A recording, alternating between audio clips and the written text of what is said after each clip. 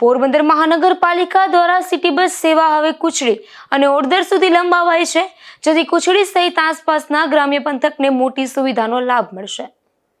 પોરબંદર શહેરના પરિવહન ક્ષેત્રે મહાનગરપાલિકા દ્વારા મહત્વપૂર્ણ પગલું ભરવામાં આવ્યું છે, જેમાં સિટી બસ સેવા હવે શહેરથી હદોની આગળ વધારીને નજીક આવેલ ગ્રામ્ય પંથક સુધી લંબાવવામાં આવી છે।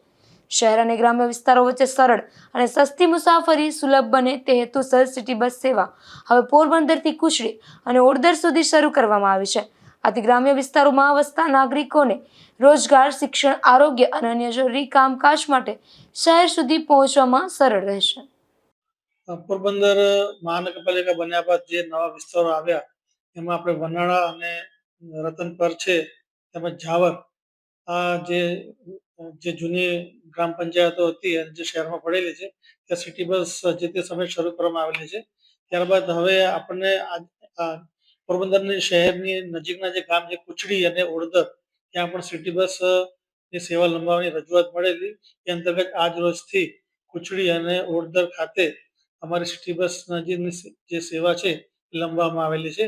આમ લોકોના હિતમાં કોર્પોરેશને નિર્ણય લીધેલો છે।